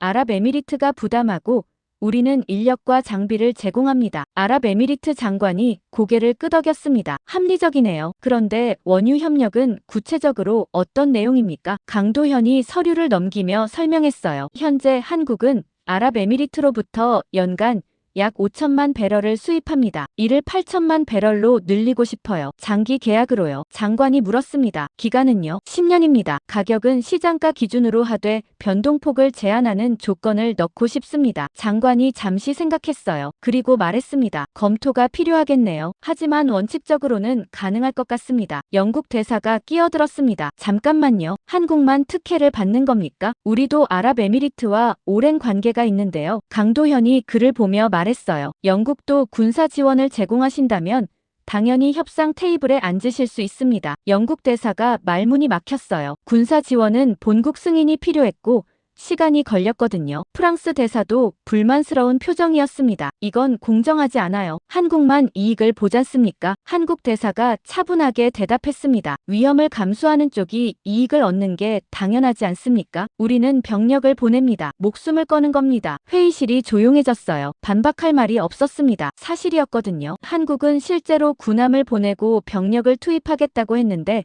다른 나라들은 아직 논의만 하고 있었어요. 저는 그 광경을 보며 생각했습니다. 이건 외교가 아니라 작전이에요. 한국은 정확히 타이밍을 잡았습니다. 위기 상황에서 빠르게 움직여서 주도권을 잡았고 그 대가로 경제적 이익을 확보하려는 거였어요. 완벽한 전략이었습니다. 아랍에미리트 장관이 말했습니다. 좋습니다. 한국 제안을 받아들이겠습니다. 청해부대 파견을 공식 요청합니다. 한국 대사가 고개를 숙였어요. 감사합니다. 최선을 다하겠습니다. 장관이 다른 나라 대사들을 보며 말했습니다. 물론 다른 국가들의 지원도 환영합니다. 무기든 기술이든 인력이든요. 영국 대사가 말했습니다. 본국에 보고하겠습니다. 프랑스 대사도 고개를 끄덕였어요. 우리도 검토하겠습니다. 하지만 그들의 표정은 밝지 않았습니다. 한국의 선수를 빼앗긴 거였어요. 회의가 끝났습니다. 사람들이 하나둘 자리를 떠났는데 저는 강도현에게 다가갔어요. 잠깐 이야기 좀 할 수 있을까요? 강도현이 고개를 끄덕였습니다. 네, 물론이죠. 우리는 복도로 나왔어요. 조용한 곳이었는데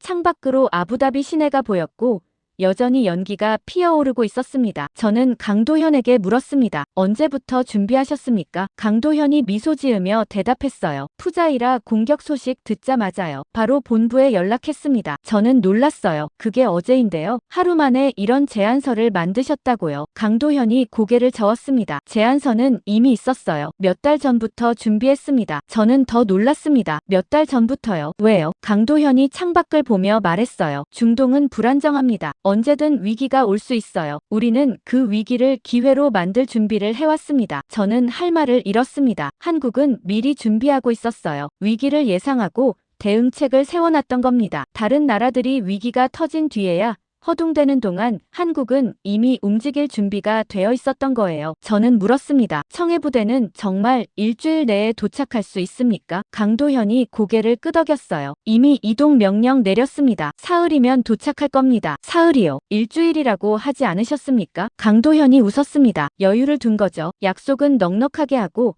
실행은 빠르게 하는 게 좋으니까요. 저는 그 말을 듣고 감탄했어요. 전략적이었습니다. 기대치를 낮춰놓고 그보다 빨리 달성해서 신뢰를 쌓는 거였어요. 저는 다시 물었습니다. 드론 요격이 정말 가능합니까? 솔직히 말씀해주세요. 강도현이 진지하게 대답했어요. 가능합니다. 쉽지는 않겠지만 우리 부대는 훈련돼 있어요. 소말리아에서 실전 경험도 쌓았고요. 저는 그의 눈을 봤습니다. 확신에 차 있었어요. 허풍이 아니었습니다. 정말로 자신 있는 거였어요. 저는 조심스럽게 물었습니다. 실패하면 어떻게 됩니까? 강도현이 잠시 침묵했습니다. 그리고 말했어요. 실패는 없습니다. 우리는 반드시 성공합니다. 저는 그 단호함에 압도됐어요. 이 사람은 정말로 믿고 있었습니다. 한국이 해낼 수 있다고요. 저는 물었습니다. 그 자신감은 어디서 나옵니까? 강도현이 창밖을 보며 대답했어요. 우리는 불가능을 여러 번 이뤄냈습니다. 전쟁의 폐허에서 일어났고 경제대국이 됐어요. 아무도 안 된다고 할 때 우리는 해냈습니다. 이번에도 마찬가지일 겁니다. 저는 그 말을 듣고 또 한강의 기적을 떠올렸습니다. 며칠 전 강도현이 했던 말이었어요. 그리고 그 말이 헛소리가 아니라는 걸 이미 봤습니다. 한국은 전세기를 띄웠고 사람들을 구했어요. 다른 나라들이 못한다고 할 때 해냈습니다. 저는 말했습니다. 성공하시길 바랍니다. 진심으로요. 강도현이 고개를 끄덕였어요. 감사합니다. 지켜봐 주세요. 우리는 헤어졌습니다. 저는 차를 타고 대사관으로 돌아가는 동안 계속 생각했어요. 한국이 정말 해낼까? 항구를 지킬 수 있을까? 드론 공격을 막아낼 수 있을까? 그리고 동시에 생각했습니다. 한국이라면 가능할지도 몰라요. 지금까지 봐온 것들을 생각하면요. 대사관에 도착해서 저는 보고서를 작성했습니다. 회의 내용을 정리하고 한국의 제안을 상세히 기록했어요. 그리고 마지막에 제 의견을 덧붙였습니다. 한국의 움직임을 주목해야 합니다. 그들은 준비되어 있고 빠르며 전략적입니다. 이번 작전이 성공하면 중동에서 한국의 영향력이 크게 증가할 것입니다. 보고서를 워싱턴 본부로 보냈습니다. 답장은 다음 날 왔는데 간단했어요. 계속 모니터링하라. 한국 작전 결과를 상세히 보고하라. 저는 고개를 끄덕였습니다. 알겠습니다. 지켜보겠습니다. 며칠 뒤였습니다. 소식이 들려왔어요. 청해부대가 푸자이라 인근 해역에 도착했다는 겁니다. 사흘 만이었습니다. 강도현 말대로였어요. 저는 그 소식을 듣고 창밖을 봤습니다. 아부다비 하늘이 맑았어요. 하지만 곧 시험대가 올 거였습니다. 한국이 정말 항구를 지킬 수 있는지 증명해야 하는 순간이요. 저는 기도했습니다. 성공하길. 제발요. 며칠이 지났습니다. 청해부대가 푸자이라 항구 인근에 배치됐다는 소식이 들렸고 한국 측에서 방어체계 구축을 완료했다고 발표했어요. 저는 대사관에서 그 소식을 들으며 궁금했습니다. 정말 제대로 준비한 걸까? 아니면 그냥 자신감만 넘치는 걸까? 그런데 아랍에미리트 정부에서 연락이 왔어요. 각국 대사관 관계자들을 푸자이라 항구 관제센터로 초청한다는 겁니다. 한국 부대의 작전을 직접 보여주겠다고 했어요. 저는 우리 대사에게 보고했고 대사가 말했습니다. 가보세요. 직접 확인하고 오는 게 좋겠어요. 저는 다음 날 아침 푸자이라로 향했습니다. 아부다비에서 차로 2시간쯤 걸렸는데 동부 해안 쪽이라 풍경이 달랐어요. 사막이 바다와 만나는 곳이었고 항구 시설들이 보였습니다. 관제센터는 항구 언덕 위에 있었어요. 현대적인 건물이었는데 도착했을 때 이미 여러 나라 사람들이 와 있었습니다. 영국, 프랑스, 독일, 일본 대표들이 보였고 강도현도 있었어요. 저는 그에게 다가가서 인사했습니다. 오랜만입니다. 강도현이 악수를 청했어요. 어서 오세요. 잘 오셨습니다. 우리는 관제센터 안으로 들어갔습니다. 넓은 공간이었는데 한쪽 벽 전체가 스크린이었고 여러 개의 모니터가 배치되어 있었어요. 레이더 화면, CCTV 영상, 해상 감시 시스템이 전부 보였습니다. 한국 해군 장교 몇 명이 자리에 앉아서 모니터를 보고 있었는데 다들 집중하고 있었고 긴장감이 느껴졌어요. 강도현이 우리를 안내하며 설명했습니다. 여기가 통합관제센터입니다. 항구 전체를 실시간으로 모니터링하고 있어요. 영국 대표가 물었습니다. 청해부대는 어디 있습니까? 강도현이 스크린 하나를 가리켰어요. 저기 보이시죠? 화면에 군함이 보였습니다. 회색 구축함이었는데 항구에서 10km쯤 떨어진 해상에 떠 있었고 위용이 있어 보였어요. 프랑스 대표가 물었습니다. 저 한 척으로 항구 전체를 방어합니까? 강도현이 대답했어요. 구축함이 중심이고 항구 내부에 대공포 진지도 설치했습니다. 특수전 요원들이 배치되어 있어요. 독일 대표가 회의적인 표정으로 말했습니다. 드론이 여러 대 오면 어떻게 합니까? 강도현이 차분하게 설명했어요. 다층 방어입니다. 장거리 접근은 함대공 미사일로, 중거리는 대공포로, 근거리는 개인 휴대 미사일로 대응합니다. 일본 대표가 물었습니다. 실제로 테스트해봤습니까? 강도현이 고개를 끄덕였어요. 어제 모에 훈련했습니다. 성공적이었어요. 저는 스크린들을 보며 생각했습니다. 준비는 잘 된 것 같은데 실전은 다르죠. 시간이 흘렀습니다. 오후가 되고 저녁이 됐어요. 우리는 관제센터에서 대기했는데 아랍에미리트 측에서 식사를 제공했고 다들 긴장한 표정으로 모니터를 지켜봤습니다. 밤이 깊어졌습니다. 자정이 넘어가고 새벽 1시쯤 됐을 때였어요. 한국 장교 한 명이 갑자기 자리에서 일어났습니다. 레이더 포착. 서쪽에서 접근 중. 관제센터가 긴장했어요. 모두가 스크린을 봤습니다. 레이더 화면에 작은 점들이 나타나고 있었는데 6개였고 빠르게 항구 쪽으로 이동하고 있었어요. 강도현이 무전기를 들었습니다. 함정. 상황 보고하세요. 무전기에서 목소리가 들렸어요. 드론 6대 확인. 거리 30km. 속도 시속 100km. 접근 중입니다. 영국 대표가 긴장하며 물었습니다. 공격 개시합니까? 강도현이 대답했어요. 아직입니다. 더 가까이 오게 둡니다. 프랑스 대표가 놀라며 말했습니다. 왜요? 지금 쏴야 하지 않습니까? 강도현이 침착하게 설명했어요. 너무 멀면 명중률이 떨어집니다. 최적 거리까지 기다려야 해요. 레이더 화면에서 점들이 계속 가까워지고 있었습니다. 25km, 20km, 15km. 저는 숨을 참았어요. 한국 장교가 보고했습니다. 거리 10km. 사격 준비 완료. 강도현이 무전기에 대고 말했습니다. 교전 규칙 알파. 요격 개시하세요. 무전기에서 대답이 들렸어요. 알파 확인. 요격 시작합니다. 스크린 하나가 전환됐습니다. 구축함 갑판 영상이었는데 미사일 발사대가 보였고 순간 불꽃이 튀었어요. 미사일이 발사된 겁니다. 한 발, 두 발, 세 발 연속으로 쏘아 올렸는데 하늘로 솟아오르며 궤적을 그렸습니다. 레이더 화면에서 새로운 점들이 나타났어요. 미사일들이었는데 드론 쪽으로 날아가고 있었고 빠르게 접근했습니다. 몇 초가 지났습니다. 그리고 레이더 화면에서 드론점 하나가 사라졌어요. 명중이었습니다. 한국 장교가 보고했습니다. 타겟 1 격추. 또 하나 사라졌습니다. 타겟 2 격추. 세 번째도 사라졌어요. 타겟 3 격추. 저는 그 광경을 보며 놀랐습니다. 정말로 마치고 있었어요. 하지만 아직 3대가 남아 있었습니다. 그리고 그 드론들은 계속 접근하고 있었어요. 거리가 5km까지 좁혀졌습니다. 강도현이 말했습니다. 대공포 준비. 한국 장교가 무전했어요. 대공포 사격 개시. 화면이 또 전환됐습니다. 항구 내부 진지였는데 대공포가 보였고 포신이 하늘을 향하고 있었어요. 순간 불꽃이 터졌습니다. 연속 사격이 시작된 겁니다. 하늘로 예광탄이 쏘아 올려졌는데 붉은빛 줄기가 어둠을 가르며 올라갔고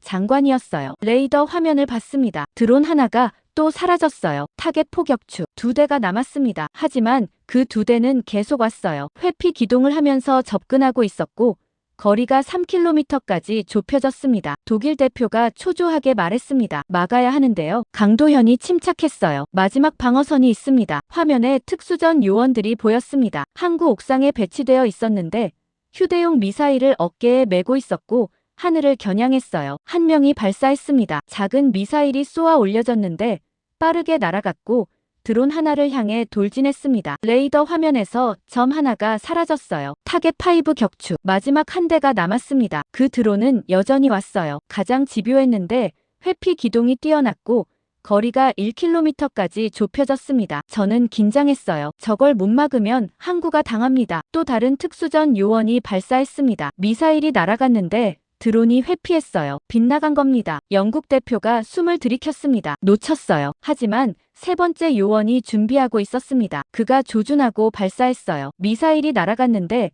이번엔 각도가 달랐고 드론 회피 경로를 예측한 것 같았습니다. 레이더 화면을 봤어요. 미사일과 드론이 가까워지고 있었고 점점 더 가까워졌습니다. 그리고 겹쳤어요. 화면에서 마지막 점이 사라졌습니다. 한국 장교가 보고했습니다. 타겟 6 격추. 전 드론 무력화 완료. 관제센터가 순간 조용해졌어요. 그리고 누군가 박수를 치기 시작했습니다. 아랍에미리트 장교였는데 다른 사람들도 따라서 박수를 쳤고 저도 모르게 박수를 치고 있었어요. 정말로 해냈습니다. 6대 전부 격추했어요. 하나도 통과시키지 않았습니다. 영국 대표가 놀라며 말했습니다. 믿을 수 없네요. 프랑스 대표도 고개를 끄덕였어요. 완벽했습니다. 강도현이 무전기에 대고 말했습니다. 수고하셨습니다. 경계 태세 유지하세요. 무전기에서 대답이 들렸어요. 알겠습니다. 계속 감시하겠습니다. 저는 강도현에게 다가가서 말했습니다. 정말 대단합니다. 강도현이 미소 지으며 대답했어요. 우리 부대원들이 잘했습니다. 저는 스크린을 보며 생각했어요. 한국이 또 해냈습니다. 말만 한 게 아니었어요. 실제로 증명했습니다. 항구를 지킬 수 있다는 걸요. 드론 요격 성공 이후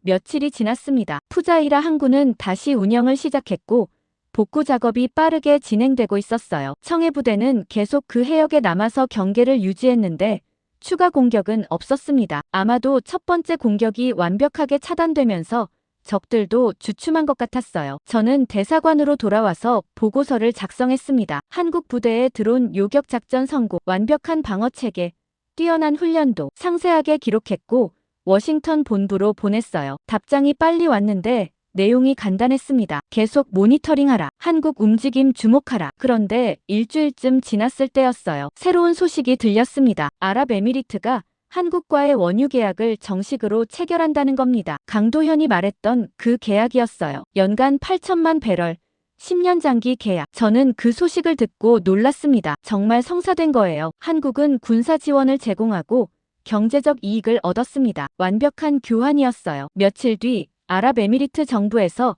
또 연락이 왔습니다. 첫 유조선 출항 행사에 각국 대표들을 초청한다는 겁니다. 한국과의 계약 첫 물량이라고 했어요. 저는 우리 대사와 함께 푸자이라로 다시 갔습니다. 항구에 도착했을 때 분위기가 달랐어요. 복구가 거의 끝나 있었고 시설들이 다시 가동되고 있었으며 사람들이 분주하게 움직이고 있었습니다. 부두에는 거대한 유조선 2척이 정박해 있었어요. 검은색 선체였는데 엄청난 크기였고 각각 300만 배럴씩 실을 수 있다고 했습니다. 아랍에미리트 에너지부 장관이 나와 있었고 한국 대사와 강도현도 보였어요. 다른 나라 대표들도 와 있었는데 영국, 프랑스, 독일, 일본 사람들이 보였습니다. 행사가 시작됐습니다. 장관이 연단에 올라서 말했어요. 오늘은 역사적인 날입니다. 한국과의 새로운 에너지 파트너십이 시작되는 날이에요. 그가 한국 측을 보며 말을 이었습니다. 위기 상황에서 우리를 도와준 한국에 감사드립니다. 청해부대의 헌신적인 노력 덕분에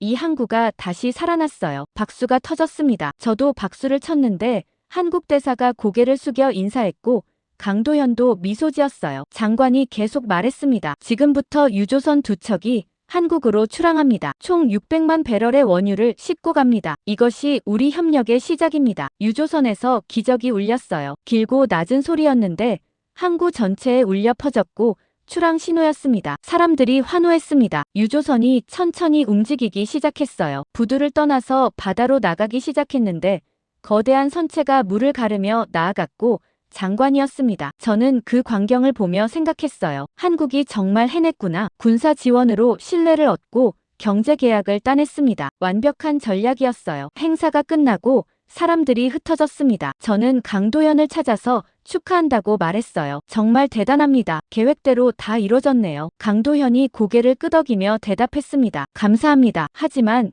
아직 끝난 게 아니에요. 저는 놀라서 물었습니다. 무슨 뜻입니까? 강도현이 바다를 보며 말했어요. 유조선이 안전하게 한국까지 가야 합니다. 항로가 위험해요. 저는 그제야 깨달았습니다. 맞아요. 유조선이 출항했지만 아직 한국에 도착하지 않았어요. 중간에 공격받을 수도 있었습니다. 강도현이 말했습니다. 청해부대가 호송합니다. 안전하게 데려갈 겁니다. 저는 물었어요. 얼마나 걸립니까? 2주 정도요. 페르시아만을 빠져나가서 인도양을 건너고 말라카 해협을 통과해야 합니다. 저는 고개를 끄덕였습니다. 긴 항해네요. 네. 하지만 우리 부대가 지킬 겁니다. 며칠이 지났습니다. 저는 대사관에서 유조선 항로를 추적하고 있었어요. 아랍에미리트 측에서 실시간 위치 정보를 공유해줬고 매일 업데이트를 받았습니다. 유조선은 순조롭게 항해하고 있었어요. 페르시아만을 빠져나갔고 오만 해역을 지나고 있었으며 청해부대 구축함이 바로 옆에서 호위하고 있었습니다. 일주일이 지났을 때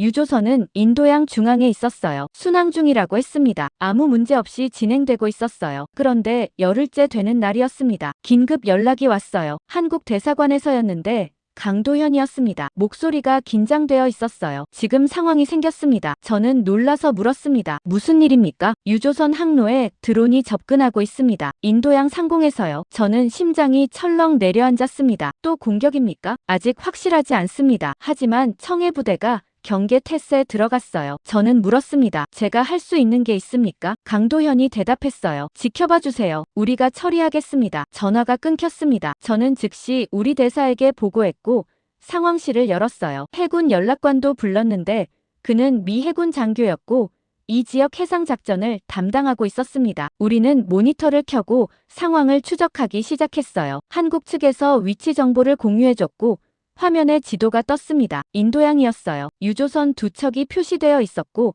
청해부대 구축함도 보였으며 그 주변에 미확인 물체 여러 개가 접근하고 있었습니다. 해군 연락관이 말했습니다. 드론 같네요. 개수는 5개 정도. 저는 물었어요. 어디서 온 겁니까? 연락관이 지도를 확대했습니다. 육지에서 날아온 것 같아요. 해안기지에서 발진했을 겁니다. 저는 긴장했습니다. 청해부대가 막을 수 있을까요? 연락관이 대답했어요. 푸자이라에서 성공했으니 가능할 겁니다. 하지만 바다 한가운데라 변수가 많아요. 시간이 흘렀습니다. 1시간쯤 지났을 때 한국 측에서 업데이트가 왔어요. 드론 확인, 공격 의도 명확, 교전 준비 중. 저는 숨을 참았습니다. 또 시작되는 겁니다. 몇 분 뒤 또 업데이트가 왔어요. 요격 개시, 미사일 발사. 저는 지도를 뚫어지게 봤습니다. 미확인 물체 하나가 사라졌어요. 격추된 겁니다. 또 하나 사라졌습니다. 연락관이 말했습니다. 잘하고 있네요. 하지만 3개가 남아있었고 그것들은 계속 접근하고 있었어요. 유조선까지 거리가 10km도 안 남았습니다. 또 업데이트가 왔습니다. 대공포 사격 개시. 지도에서 또 하나가 사라졌어요. 2개 남았습니다. 그리고 그 2개가 빠르게 접근하고 있었는데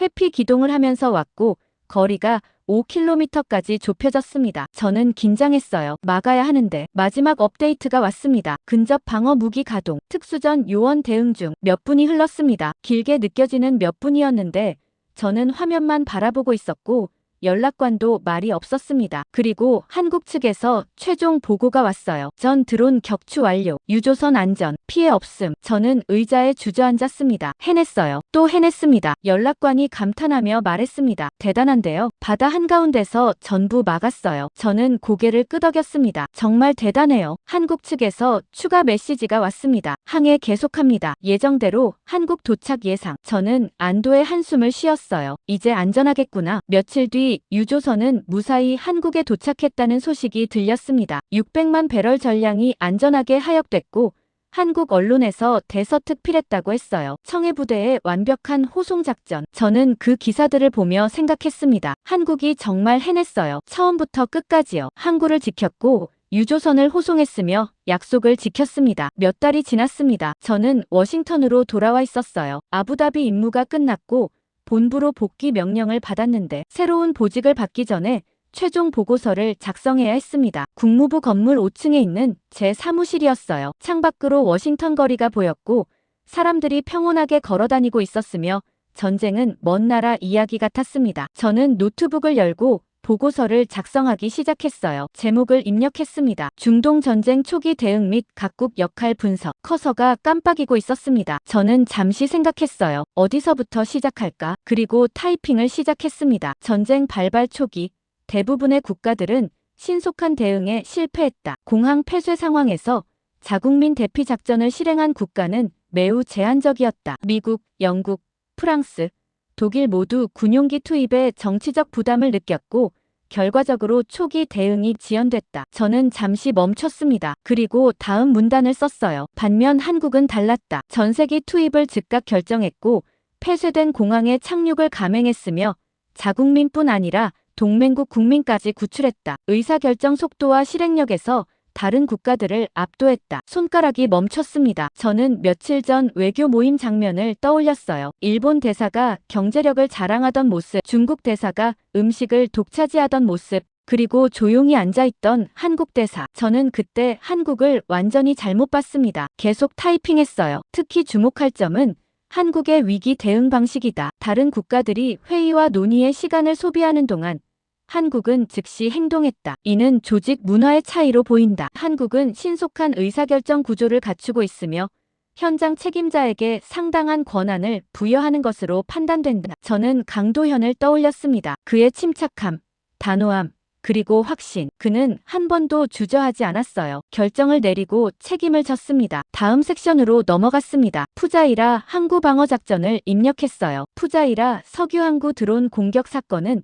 각국의 전략적 대응 능력을 명확히 드러냈다. 대부분의 국가들이 본국 승인 절차로 인해 신속한 군사 지원에 어려움을 겪었다. 한국은 이 틈새를 정확히 파악했다. 청해부대 파견을 즉각 제안했고 이를 경제적 이익과 연계시켰다. 군사 지원과 원유 계약을 교환하는 전략은 매우 효과적이었다. 저는 그 회의 장면을 떠올렸어요. 영국과 프랑스 대사들의 불만스러운 표정, 한국 대사의 차분한 설명. 한국은 준비되어 있었고 우리는 그렇지 못했습니다. 계속 썼어요. 청해부대의 드론 요격 작전은 완벽에 가까웠다. 푸자이라 항구 방어에서 6대 전부 격추, 유조선 호송 중 5대 전부 격추, 100% 성공률이다. 이는 높은 훈련도와 실전 경험을 보여준다. 소말리아 해적 퇴치 작전에서 쌓은 경험이 중동 작전에 직접 활용된 것으로 평가된다. 저는 관제센터에서 봤던 장면을 떠올렸습니다. 레이더 화면에서 하나씩 사라지는 드론들.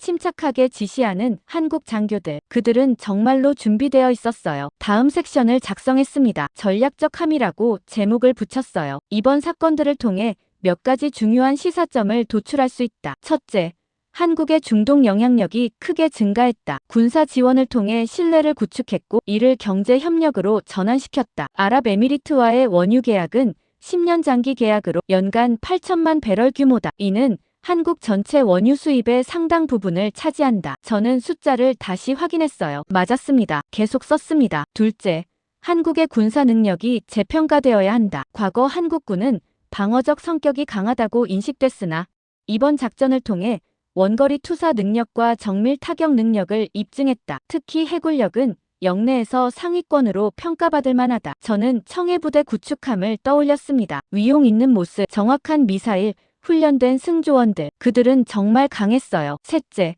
한국의 외교 전략이 진화하고 있다. 과거 수동적이고 신중한 접근에서 벗어나 적극적이고 기회주의적인 모습을 보였다. 위기 상황을 기회로 전환시키는 능력이 뛰어나다. 이는 오랜 준비와 계획의 결과로 보인다. 저는 강도현이 했던 말을 떠올렸어요. 몇 달 전부터 준비했다고 했습니다. 제안서는 이미 있었다고요. 한국은 기다리고 있었던 겁니다. 마지막 섹션을 작성했습니다. 권고사항이라고 제목을 붙였어요. 이번 사건을 바탕으로 다음과 같이 권고한다. 첫째, 한국과의 협력을 강화해야 한다. 한국은 신뢰할 수 있는 파트너임이 입증됐다. 군사, 경제, 외교전 분야에서 협력을 확대할 필요가 있다. 저는 잠시 멈췄습니다. 그리고 다음 문장을 조심스럽게 썼어요. 둘째, 주한미군 증강을 검토해야 한다. 한국의 전략적 가치가 재평가되어야 한다. 중동뿐 아니라 인도-태평양 지역에서 한국의 역할이 커질 것으로 예상된다. 미군 주둔 확대는 지역 안정에 기여할 것이다. 저는 그 문장을 다시 읽었습니다. 맞는 말이었어요. 며칠 전만 해도 상상도 못했던 내용이었지만요. 셋째, 의사결정 구조를 개선해야 한다. 한국의 신속한 대응과 비교할 때 우리의 승인 절차는 너무 느리다. 위기 상황에서 현장 책임자에게 더 많은 권한을 부여하는 방안을 검토해야 한다. 보고서를 마무리했습니다. 결론 섹션을 작성했어요. 이번 중동 전쟁 초기 대응 과정에서 한국은 예상을 뛰어넘는 역량을 보여줬다. 신속한 의사결정, 뛰어난 실행력, 전략적 사고가 결합되어 성공적인 결과를 만들어냈다. 이는 한국이 더 이상 피보호국이 아니라 독자적인 전략적 행위자로 부상했음을 의미한다. 미국은 이러한 변화를 인식하고 대응해야 한다. 저는 마지막 문장을 추가했습니다. 이번 작전은 동맹의 가치를 다시 보여준 사건이다. 그리고 한국이라는 동맹국을 재평가해야 할 시점이 왔다. 타이핑을 멈췄습니다. 보고서가 완성됐어요. 저는 처음부터 끝까지 다시 읽었습니다. 빠진 게 없는지 확인했어요. 그리고 저장 버튼을 눌렀습니다. 저는 의자에 기대어 창밖을 봤어요. 워싱턴에 해가 지고 있었습니다. 붉은 석양이 건물들을 물들이고 있었고 평화로운 풍경이었어요. 며칠 전 아부다비에서 봤던 연기와는 너무 달랐습니다. 휴대폰을 꺼냈어요. 강도현에게 메시지를 보냈습니다. 보고서 완성했습니다. 한국의 역할을 상세히 기록했어요. 훌륭한 일을 하셨습니다. 답장이 금방 왔습니다. 감사합니다. 함께 일할 수 있어서 영광이었습니다. 저는 미소 지었어요. 그리고 답장을 보냈습니다. 저야말로 많이 배웠습니다. 한국을 과소평가했던 제 자신을 반성합니다. 강도현의 답장이 왔습니다. 많은 사람들이 그렇습니다. 하지만 중요한 건 인정하는 거죠. 앞으로도 좋은 협력 기대합니다. 저는 휴대폰을 내려놓고 다시 창밖을 봤습니다. 해가 완전히 진 뒤였어요. 어둠이 내리고 있었고 가로등이 하나씩 켜지기 시작했습니다. 저는 생각했어요. 세상이 바뀌고 있었습니다. 과거의 질서, 과거의 인식, 과거의 관계, 모든 게 변하고 있었어요. 한국은 더 이상 약소국이 아니었습니다. 조용하다고 약한 게 아니었어요. 오히려 말없이 준비하고 필요한 순간에 행동하는 나라였습니다. 그리고 그 행동은 완벽했어요. 저는 이제 그 나라를 다시 보게 됐습니다. 동맹국으로서뿐 아니라 파트너로서요. 신뢰할 수 있는, 능력 있는, 전략적인 파트너. 보고서는 내일 아침 상사에게 제출할 겁니다. 그리고 위로 올라갈 거예요. 국무장관까지 갈지도 모르죠. 그들이 읽고 뭘 생각할지 궁금했습니다. 하지만 저는 확신했어요. 이 보고서가 뭔가를 바꿀 거라고요. 작은 변화일 수도 있고 큰 변화일 수도 있겠지만 분명 뭔가 달라질 겁니다. 저는 컴퓨터를 껐습니다. 가방을 챙기고 사무실을 나섰어요. 복도가 조용했습니다. 대부분의 사람들이 퇴근한 뒤였어요. 엘리베이터를 타고 내려가며 생각했습니다. 며칠 전 외교 모임으로 돌아간다면 저는 뭘 할까요? 일본 대사가 경제력을 자랑할 때, 중국 대사가 욕심을 부릴 때, 한국 대사가 조용히 앉아있을 때 저는 이제 알고 있습니다. 조용한 사람을 주목해야 한다는 걸요. 말이 없다고 약한 게 아니라 준비하고 있다는 뜻일 수 있다는 걸요. 그리고 그런 사람이, 그런 나라가 결정적인 순간에 움직인다는 걸요. 건물 밖으로 나왔습니다. 워싱턴 밤 공기가 차가웠어요. 하지만 상쾌했습니다. 저는 깊게 숨을 들이쉬고 집으로 걸어가기 시작했어요. 새로운 시작이었습니다.